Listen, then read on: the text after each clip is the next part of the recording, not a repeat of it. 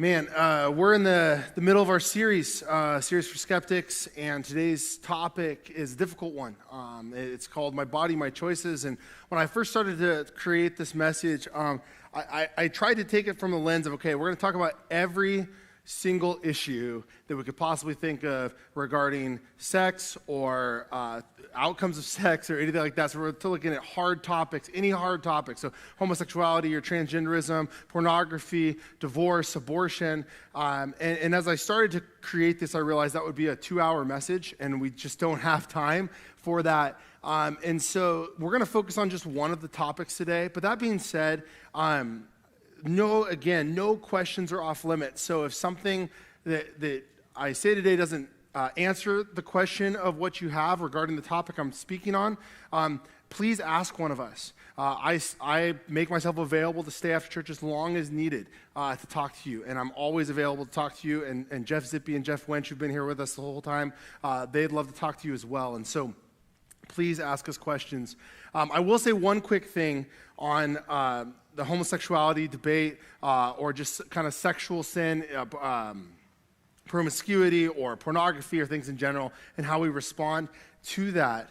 The biggest thing I can say to you is something that Jeff Zippy talked about last week, is objective and subjective truth. Is truth objective or is truth subjective? That ultimately is the guiding question around this issue. Because if there's an objective truth, which means there is a God or some kind of objective lawgiver, then we need to follow where that truth leads.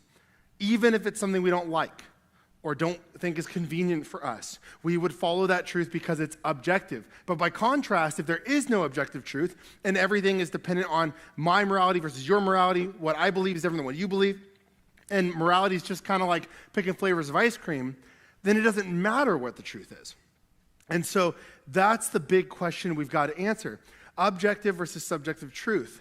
And as a Christian, I can tell you where I stand on this. I believe that there is an objective truth, there's an objective moral lawgiver who is God, and he has declared certain moral laws. And so the big thing on the topic today, of course, we said, my body, my choices. Well, as Christians, we don't believe that it's our body. We don't believe that it's our choices. There's a verse that I love. It's 1 Corinthians 6, 18 through 20. And it's Paul writing, and he says, flee from sexual immorality. All other sins a person commits are outside the body, but whoever sins sexually sins against their own body. Do you not know that your bodies are temples of the Holy Spirit, who is in you, whom you receive from God? You are not your own. You were bought at a price. Therefore, honor God with your bodies. Again, with issues of homosexuality, pornography, we'd stay behind and answer any questions. There's also some wonderful members of the congregation who've they heard that we were speaking on these kind of topics, and some of them have been walking through these issues and would love to talk to you. So there's even an amazing woman in our church whose adult daughter is currently battling same-sex attraction and walking through that. And she has volunteered and said, hey, if any high schooler would love to meet with me or talk with me about it, I'd be happy to do that. And she's wonderful. And so come to me if you've got questions or you're interested in taking her up on that offer. That'd be awesome. So today, though, we're going to talk about a really heavy topic. We're going to talk about abortion. It's probably the most controversial topic that's in your lifetime. It's going to be one that's going to continue to be controversial in the rest of your high school days and in college. And it's such an important issue, and it's such an important one to fully understand. And so before we even dive into it, I just want to pray for us in our time. God, would you just take the truth of this subject and bring it to light? Father, would you just shred any arrogance or pride that I or anyone else has to think that we can change hearts or minds without you?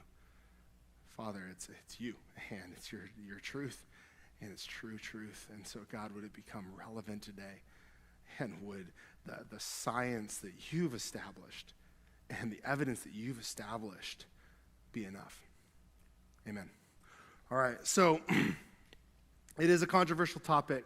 I owe a ton of this content, by the way. A lot of this content isn't mine. I'm just presenting it. The guy who I owe the most to for this is a guy named Scott Klusendorf, who is the director of Life Training Institute. He's a brilliant apologist. There's a resource on the bottom of your notes page if you want more information. A lot of what I say today can be found on his website. Among the other resources that are there is where I have a lot of this information from. So again, with abortion, controversial topic, and it's a sensitive subject. It's one of the most divisive subjects in our country. Since 1973, when Roe v. Wade legalized abortion, we've had over 60 million children killed. Some studies estimate that 1 out of 4 women in the U.S. will have an abortion by the age of 45. And so for the purpose of this talk, I'm going to be covering a lot of ground here, and I'm moving really fast. I'm going to be talking through a lot of statistics and things like that. And so I just want to make something super clear. This is an incredibly difficult issue. So I'm going to be talking as if I'm presenting a lecture because I need you guys to make a persuasive pro-life case. But if I was sitting with someone who's had an abortion, or if I'm counseling a student who's struggling and thinking they may have an abortion, the tone and the content of what I say is different. I'm still going to be speaking truth. I'm going to be doing it in love. I'm not going to be like, well, here we go. Notes time. All right, here's the PowerPoint slides. Let's roll them. Okay, break by break. No, so today, just know, if I was talking or counseling a student, I have had to counsel students in this youth group who are struggling with this, or parents of students who have an abortion, and sitting with a mom whose teenager is pregnant, and the mom's weeping in my office, is one of the hardest things I've ever done in my life. And I still have to stand again when she said her child's life is ruined, and she's going to have a baby now to take care of, and what's she going to do? Our only option is abortion, and blah, blah. And I have to sit there and respond to that, but still not compromise on the truth. And so I'm going to unpack what I believe is the truth today. And let you kind of decide for yourself. So abortion's a controversial topic, but it's not a morally complex issue. It's not. It actually comes down to a single issue. Despite what headlines might read, despite what liberal politicians sometimes might say, it's not about choice. It's not about scientific discovery. It's not about privacy. It's about one issue and one issue only. What is the unborn?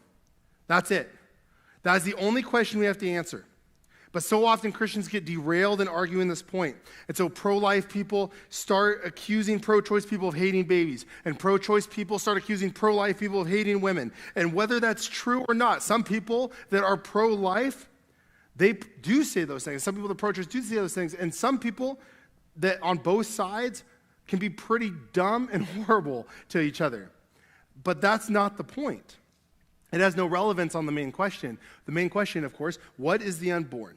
It comes down to two options. The unborn is a human being, or the unborn is not a human being. There is no third option. There's no in between. So if the unborn is not a human being, then pro-choice supporters have it 100% right when they say things like this: laws restricting abortions are unjust, and everyone but the woman should stay out of the decision. Yes, exactly. If the unborn is not a human being, then we have no right to tell people to have an abortion or not. We have no control over that if it's not a human being. But if the unborn is a human being, then all of the arguments for abortion, all of the justifications for abortion are not sufficient. They're not enough, because if the unborn is a living human being, then they have a right to life. That's the only question that matters in this debate. Here is the big pro-life argument. It boils down to these three kind of concepts. Number one, it is wrong to intentionally kill a human being.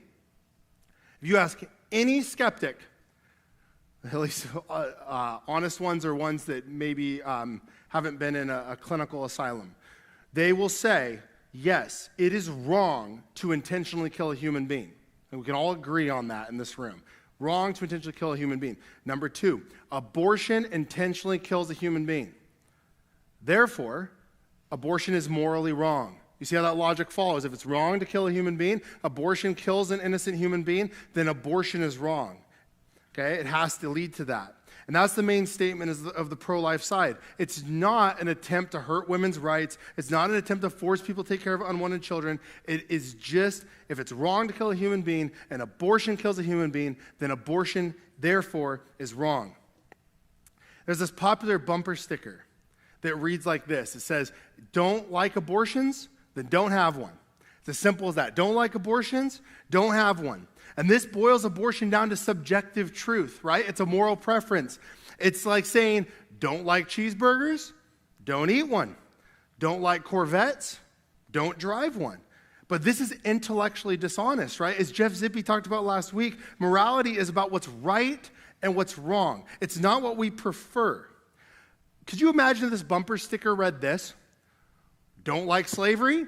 Don't own one. What? Like people would be furious. Don't like slavery? Don't own one. Don't like murder? Don't kill anyone. Stay out of my business. I can murder whoever I want. I can own as many slaves as I want. Don't like slavery? Don't own one. Right? We would think anyone that had that bumper sticker was insane. But people still want it both ways. So people will say things like this. This is the other argument you'll hear a lot. Well, I personally oppose abortion. I'm personally against it. But I could never force those beliefs on someone else. I've always found that a really strange argument. Because if abortion is not a human being, then why would you oppose it? Right? That's a weird thing to oppose. I personally oppose appendicitis and people removing their appendixes. But man, I never forced that belief on. I personally oppose getting my wisdom teeth removed. But I'd never force that belief on anyone else.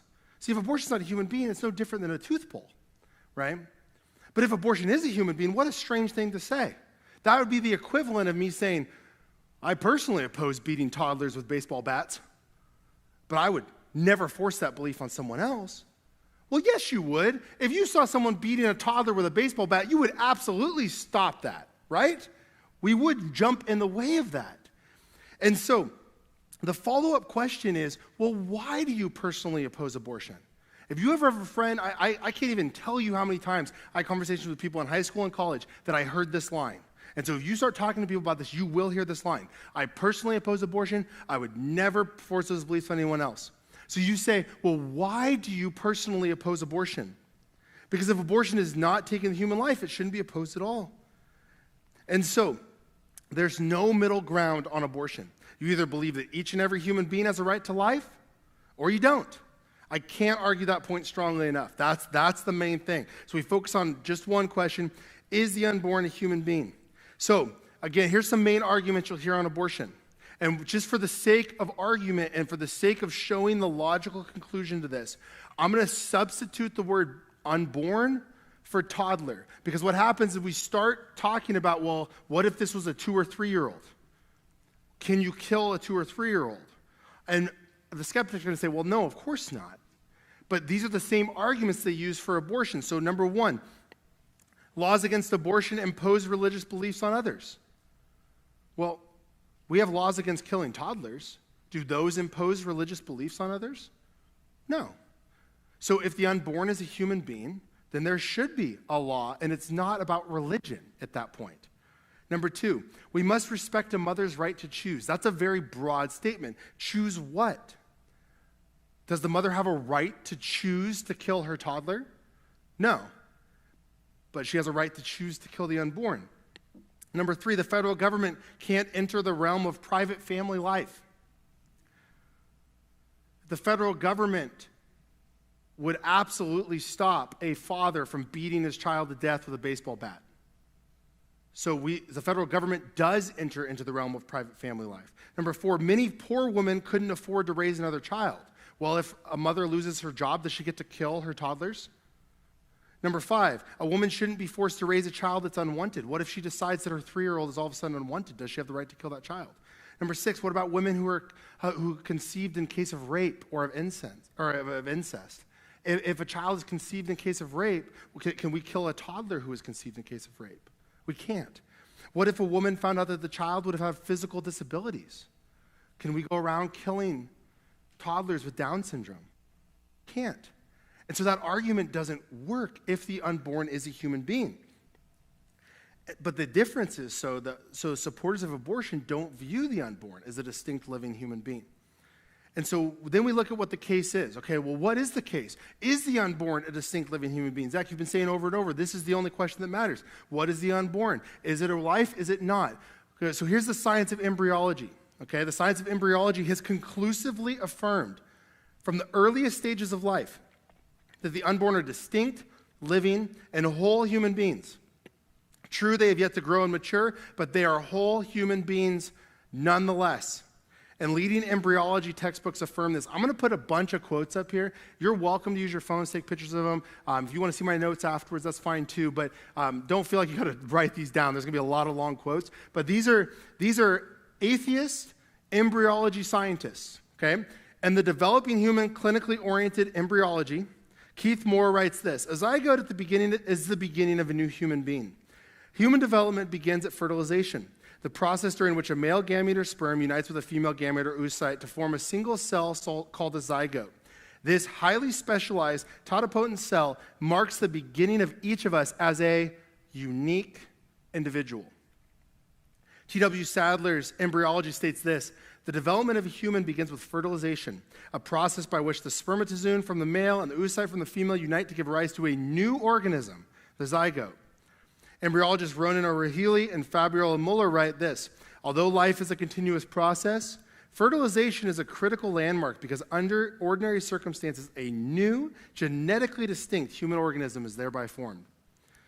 And the Senate subcommittee on abortion says this: physicians, biologists, and other scientists agree that conception marks the beginning of the life of a human being, a being that is alive, and he's a member of the human species. There is overwhelming agreement on this point in countless medical, biological, and scientific writings. The facts are clear. Life begins at conception. Human life begins at conception. This isn't like a Christian wish thing, like I read that psalm of you knit me together in my mother's womb, and that's the only thing I'm using to support my facts. This is science. Proven facts. Life begins at conception. As most of you know, my wife Alexa, who was just singing up here, is pregnant, and we're expecting our first child in August. And we have this little app, and Alexa likes to show it to me. She's like, our baby's the size of mustard seed. Our baby's the size of this. Our baby does, and then she can tell me all these things our baby can do. It's amazing. It's amazing. Here's what science has shown you about some of these. So I want to show you, check out, this is actually a picture of our baby. So there's our baby right now. This is our baby at, I think, 12 or 14 weeks. And so our baby's about 21 weeks old now. And so here's the thing. At 18 days, a baby's heart begins to beat. 18 days. 21 days, it pumps its own blood with its own blood type through a circulatory system.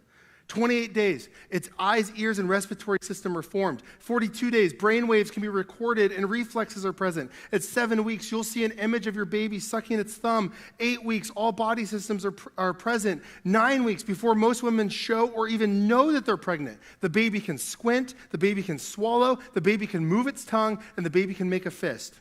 At 11 weeks, the baby has fingernails and makes spontaneous breathing movements. At 15 weeks, the baby has an adult's taste buds. At 16 weeks, the baby can grasp with its hands. It can swim, it can kick, and it can turn and do somersaults that are not even felt by the mother yet. At 17 weeks, the baby can dream. At 18 weeks, the vocal cords work and the baby can cry. And at 20 weeks, the baby has hair on its head, weighs a pound, and is a foot long, and the child can recognize its own mother's voice. That's halfway through the pregnancy. It's halfway through the pregnancy. And this is a spot where most people wouldn't even give a second chance, a second glimpse at aborting that child. And at 20 weeks, the baby can do all of those things. Now, people who are pro-choice make a lot of objections to this, and for the sake of time, I don't have a ton of time to get into all the different arguments, but here's the biggest one.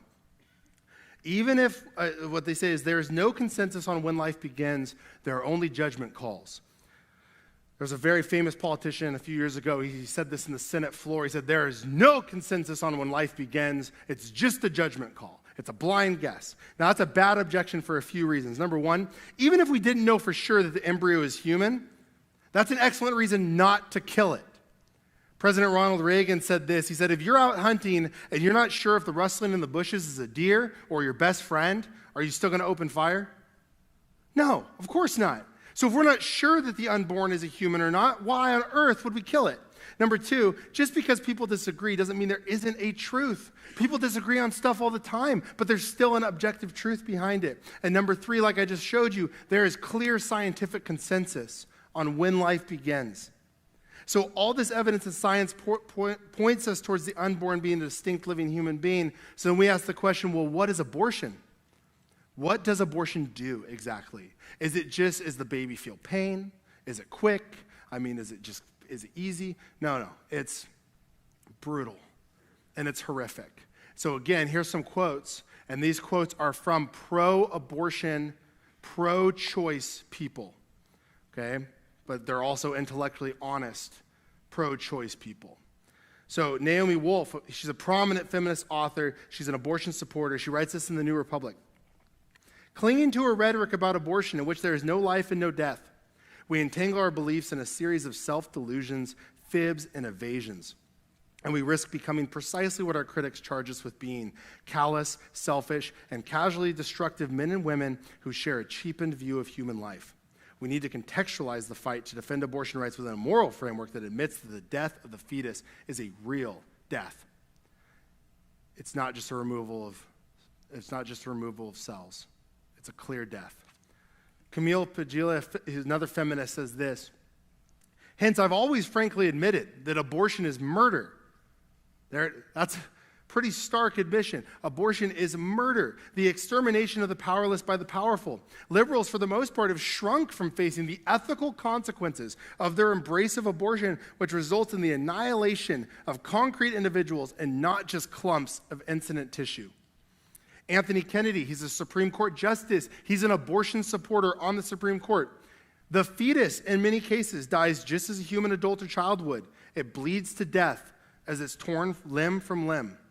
The fetus can be alive at the beginning of the dismemberment process and can survive for a time while its limbs are being torn off. Dr. Carhart, who's the abortionist that challenged Nebraska's partial birth ban, has observed fetal heartbeat with extensive parts of the fetus removed, and testified that mere dismemberment of a limb does not always cause death, because he knows of a physician who removed the arm of the fetus only to have the fetus go on to be born as a living child with one arm. At the conclusion of the abortion, the abortionist is left with a tray full of pieces.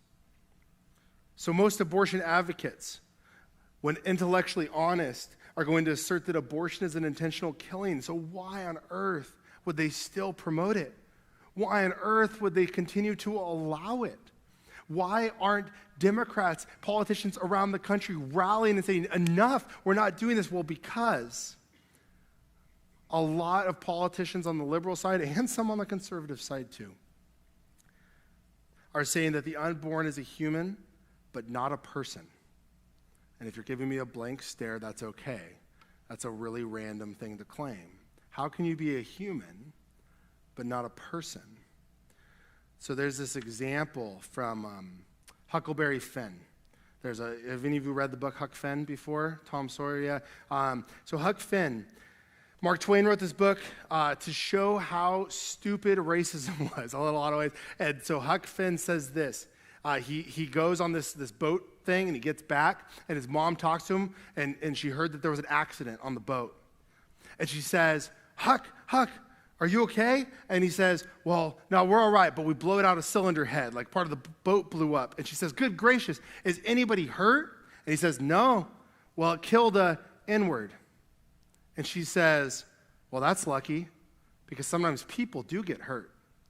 You see, she made an assumption that the black man isn't one of us. It's a human, just not a person. That's lucky, because sometimes people really do get hurt. President Obama, no better with the unborn. Here's a quote from President Obama on the anniversary of Roe v. Wade. He says, today, as we reflect on the 41st anniversary of the Supreme Court decision in Roe v. Wade, we recommit ourselves to the decision's guiding principle that every woman should be able to make her own choices about her body and her health. We reaffirm our steadfast commitment to protecting a woman's access to safe, affordable health care and her constitutional right to privacy, including the right to reproductive freedom, which is killing her child. And we resolve to reduce the number of unintended pregnancies, support maternal and child health, and continue to build safe and healthy communities for all our children. Here's the big part, because this is a country where everyone deserves the same freedom and opportunities to fill their dreams. Everyone, of course, but the unborn. The president's statement is begging the question. He's basically told us that everyone does not include the unborn. He just assumes it doesn't.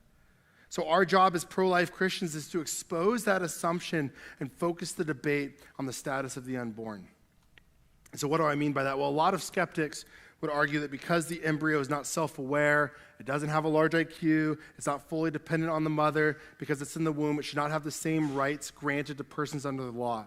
So in the past, we discriminated and kept rights from African Americans, and they weren't granted equal protection under the law because they were deemed to be not persons. They were just deemed to be humans. But now with abortion, we discriminate on 4 categories: size, level of development, location, environment, and degree of dependency. And so there's this argument they make that there's 4 big differences between the embryo you once were in your mom's stomach and the person that you are today. 4 big differences, but as Stephen Schwartz points out, there's no significant difference between these 4 things. And you can use this acronym. Again, this is Scott Klusendorf and his website. It's an incredible, well-concise thing. SLED, size, level of development, environment, degree of dependency. Let's look at the first one. Does size have an effect whether you can be killed or not? Now, true, embryos are smaller than newborns or adults. But why is that relevant? I'm the largest person in this room. For some of you, I'm like triple your size. Should I have triple the rights that you do? Your size has no bearing on your rights. So that's a bad argument. The second one they argue for, why an unborn is a human but not a person, the level of development. Well, embryos and fetuses are less developed than the adults that they'll one day become, but why is that relevant? Some of you guys in the room are freshmen. You're going through the big P right now. Puberty, you are less developed. So do I get more rights than you? Can I kill you because you're less developed than me? Some of you, your brains are still developing. Half the time, I feel like my brain is still developing. I don't think that people get to kill someone just because they're not as developed as someone else. And by that same logic, we would be able to kill people in comas. We'd be able to kill people that were sleeping because they didn't have the same level of functioning while they're sleeping they do while they're awake. We'd be able to kill people with Alzheimer's disease. What about environment? Where you are has no bearing on who you are. Does your value change if you cross the street? Does your value change if you move to a different city? Can you logically be killed if you're in a different place? No. So then why would it make sense that you can be killed in the womb and not out of it? You know the difference? 8 inches. That's the difference of environment. 8 inches. If the unborn are not already human, merely changing their location can't make them valuable. And then the degree of dependency. Okay? They say, well, the unborn is fully dependent on the mother. It's fully dependent on the mother for life. So is a newborn. I can't just take a 2-day-old baby and leave it in the sun and be like, cool, you got this, take care of yourself. I can't do that to a toddler. Alexa can barely do that with me. Like, she can't just leave me and be like, all right, I'll be back in 3 days, I'll die, right? Like, I don't know what to do. When I was a teenager, I could make top ramen and burnt toast. That was it. I couldn't take care of myself. Do people get the right to kill me because of that? Absolutely not. If you have a relative who has Down syndrome, they're dependent on people to take care of them. We don't just get to go around and kill them. So it has no bearing on who you are now. So I've given you so much information. I've given you so much statistics, so much facts. So your head's spinning. And you're like, okay, just sum it up. So Scott Klusendorf puts it this way. He says, look, what if you were asked by your skeptic friend, you said you have 1 minute. You have 1 minute to make a pro-life argument. This is what I think you should say. I'm pro-life because it is wrong to intentionally kill innocent human beings. The science of embryology establishes it, proves it, from the earliest stages of development that you were a distinct, living, and a whole human being. You weren't part of another human being like skin cells on the back of my hand. You were already a whole living member of the human family, even though you hadn't matured yet. And there's no difference, no essential difference between the embryo you once were and the person you are today, differences of size, level of development, environment, and degree of dependency, SLED, are not good reasons for saying you should be killed then, but not now. So to wrap up, we think about, okay, well, what next? I have all this information, now what do I do with it? Students, I need you to walk out of this room not being afraid to stand up for the unborn. Speak for those who can't speak for themselves. You have the evidence. You know how to keep the main point on message now. You don't need to get sidetracked. Talk about lots of issues. The issue is, what is the unborn? Is it a life? Is it not? And it's so needed. There's 60 million deaths since 1973. That is 6 times more people than the total number killed during the Holocaust. And it's not slowing down. Recently, all 6 Democratic senators that are currently running for president, they shot down a recent bill by Ben Sasse called the Born Alive Act. This allows doctors to kill babies born alive. If there was an abortion and the baby still made it through the abortion, the doctor could still kill it even after it was born alive. It's literally infanticide, killing a baby. But that is consistent with the view that these people have, that the unborn is not worthy of life, and in this case, if a child is unwanted, period, it's not worthy of life. That's not a political statement I'm making. I'm not taking a Republican, Democrat stand. This is just a fact. These 6 Democratic senators running for president voted against this bill and turned it down in the Senate, allowing doctors to kill babies born alive. We have a lot of work to do. But even in this darkness, there's hope. And God is so much bigger than this. And there's incredible pro-life groups out there. There's a Tree of Life Pregnancy Support Center right here in Atascadero. There's Steve Wagner, who grew up here in Atascadero, and the Wagner family. They have Justice for All operating out of Kansas, and they're doing some incredible things around the country. Scott Klusendorf and Life Training Institute, they're equipping and training students, thousands of them around the country, like we just did today, to make a case for life. There's this amazing organization called Save the Storks. They have this portable sonogram van. They park in front of abortion clinics, and they do free ultrasounds for women seeking abortions, because if you go into a Planned Parenthood and go in to have an abortion, the Planned Parenthood likes to tell you that they're all about women's right to choose, and well, maybe you could have the baby, maybe you can't. They're not. They don't offer ultrasounds. They don't give you resources for adoption. They don't talk to you about, they push abortions because that's what makes the money. So this organization has these vans, and they park outside of these Planned Parenthood clinics, and they say, hey, it's a free ultrasound. If you just want to come check out, if you're considering abortion, it's a free ultrasound. I want you to take a look at this video. It's one testimony of someone. I was so terrified that, I wasn't going to have this life that I didn't even think that I wanted. And they hooked me up to an ultrasound machine, and the minute I heard his heartbeat, everything changed.